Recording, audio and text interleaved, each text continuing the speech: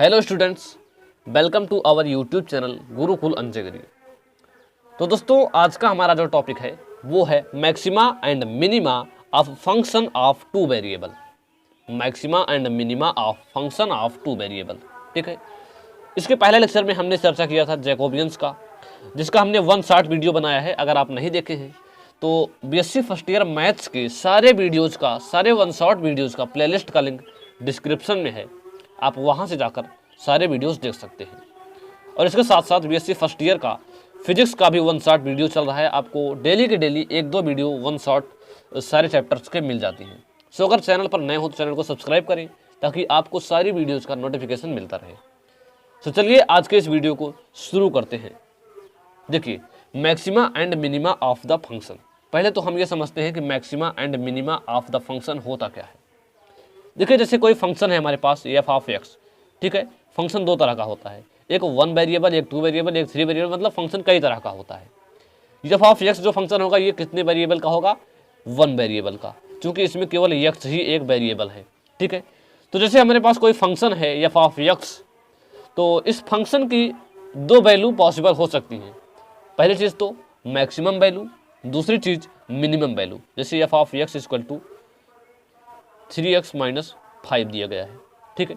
अब इस फंक्शन की हो सकता है कि मैक्सिमम वैल्यू भी हो सकती है और मिनिमम वैल्यू भी हो सकती है, या फिर हो सकता है कि ना तो मैक्सिमम वैल्यू हो ना तो मिनिमम वैल्यू हो सकता है कई चीज़ें कंडीशन हो सकती हैं। तो मैक्सिमम और मिनिमा का मेन मतलब यही होता है कि किसी फंक्शन की आखिर मैक्सिमम वैल्यू कैसे निकालेंगे, मिनिमम वैल्यू कैसे निकालेंगे, ठीक है। कोई फंक्शन मैक्सिमम कब होगा, मिनिमम कब होगा, तो इसी के बारे में हम आज इस चैप्टर में चर्चा करने वाले हैं। तो चलिए हम पहले बात करते हैं कि फंक्शन ऑफ 1 वेरिएबल का हम मैक्सिमा एंड मिनिमा कैसे निकालते हैं।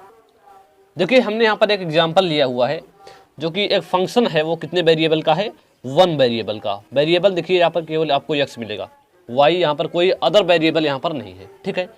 तो मान लेते हैं कोई फंक्शन दिया गया है। अब हमको इसको पता करना है कि ये मैक्सिमम है या फिर मिनिमम है, कितने पर मैक्सिमम है कितने पर मिनिमम है, इसकी मैक्सिमम या फिर मिनिमम वैल्यू होगी क्या। तो चलिए इसके बारे में चर्चा करते हैं।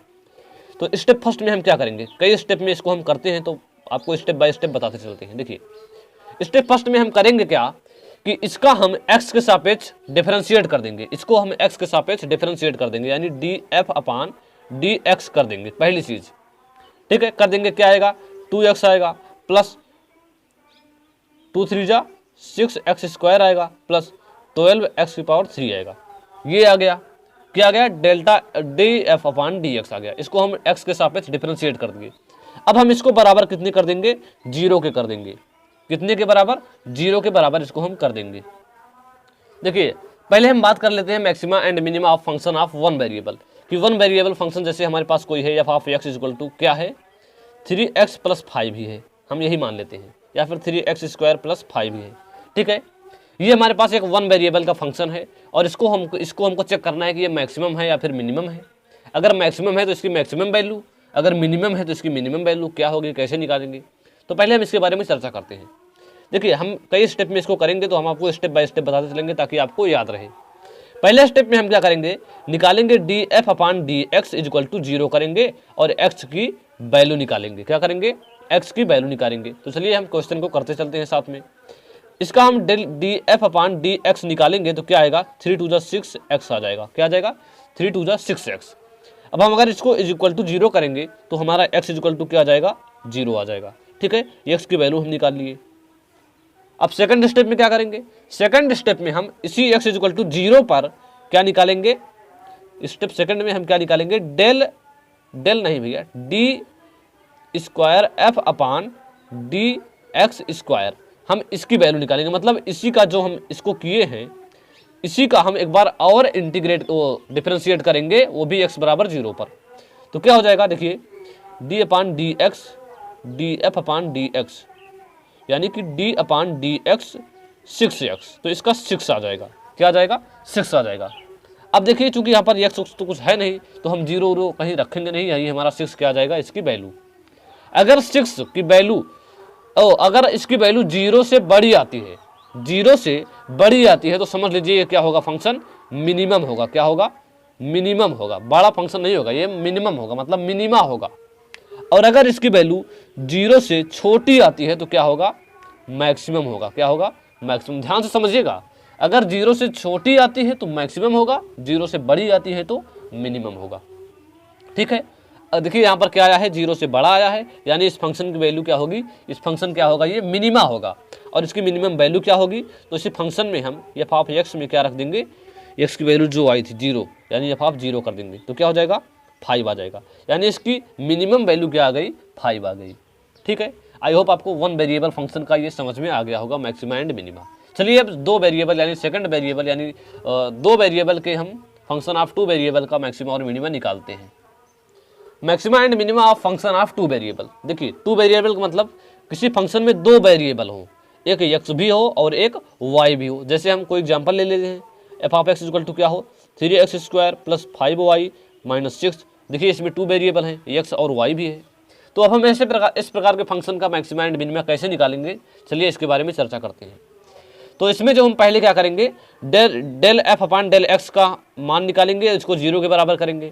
Del F upon del y का मान निकालेंगे, इसको 0 के बराबर करेंगे। ठीक है, उसमें हम del F upon del x का 0 के बराबर करके एक्स की वैल्यू निकाल लेते थे।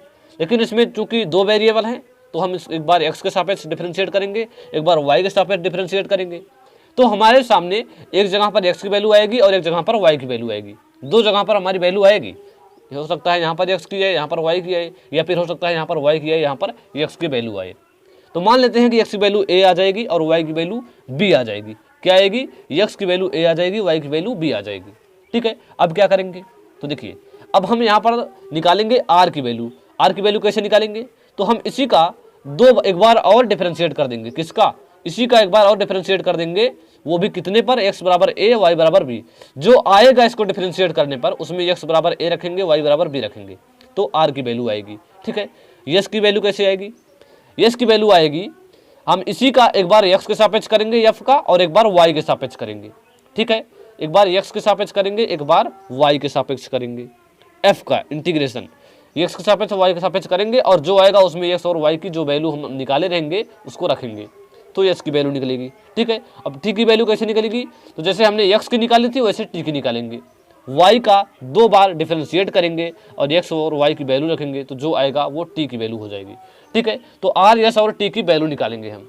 ठीक है, अब देखिए r, s और t की वैल्यू निकालने के बाद क्या करेंगे, अगर rt माइनस एस स्क्वायर 0 से बड़ा आता है, rt माइनस एस स्क्वायर 0 से बड़ा आता है और r की वैल्यू 0 से बड़ी आती है, तो फंक्शन मिनिमम होगा।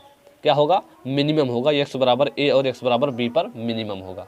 ठीक है, अगर rt माइनस एस स्क्वायर 0 से बड़ा आता हो, r 0 से छोटा आता हो, तो फंक्शन मैक्सिमम होगा। क्या होगा, मैक्स। अगर इसकी वैल्यू 0 से छोटी आती हो और इसकी वैल्यू 0 से बड़ी आती हो तो ये मैक्सिमम। ये कंडीशन आप लोग लिख लेंगे, हमारे बोलने पर मत जाइए, आप ये कंडीशन लिख लेंगे और इसी के साथ अपना क्वेश्चन को सॉल्व करेंगे।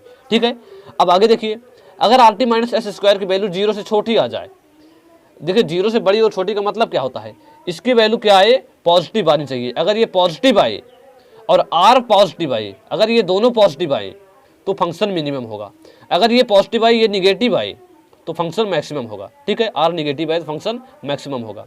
अगर यही निगेटिव आ जाए तो फंक्शन कुछ भी नहीं होगा, ना तो मैक्सिमम होगा ना ही मिनिमम होगा। और अगर इसकी वैल्यू 0 के बराबर आ जाए तो फंक्शन डाउटफुल होगा, कि मतलब ये मैक्सिमम होगा कि नहीं, कुछ पता नहीं होगा।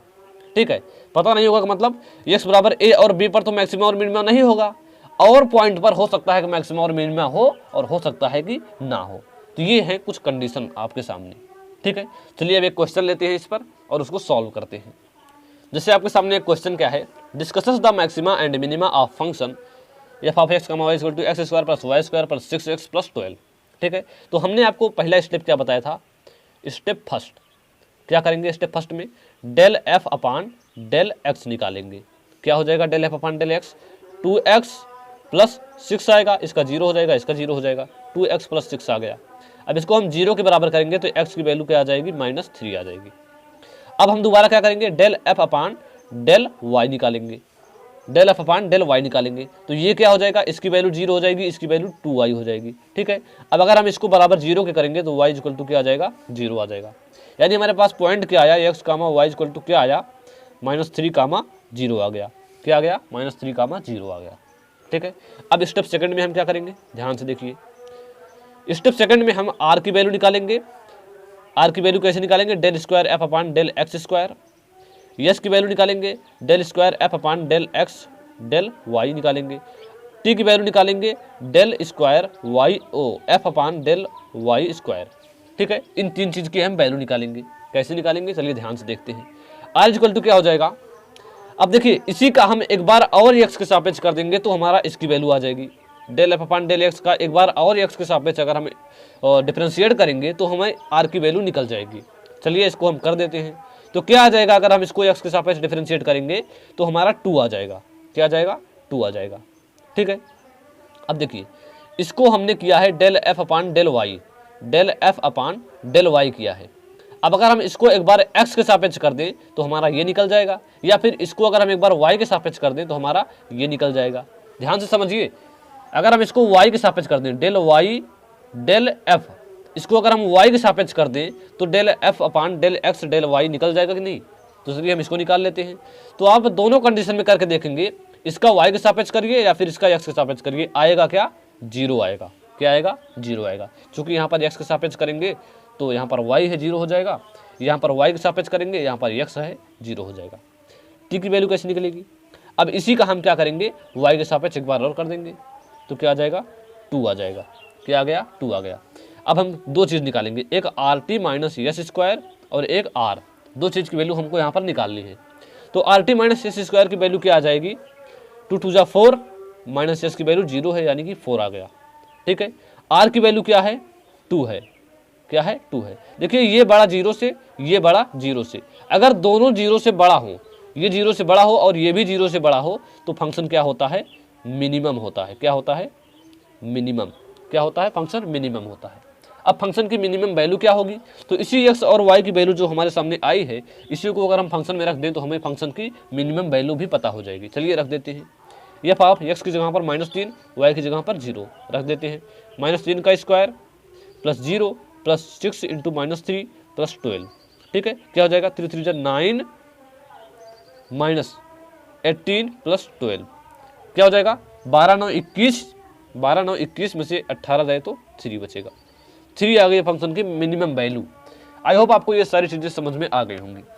तो चलिए आज का इस चैप्टर में बस इतना ही, आपका ये चैप्टर भी कंप्लीट हुआ।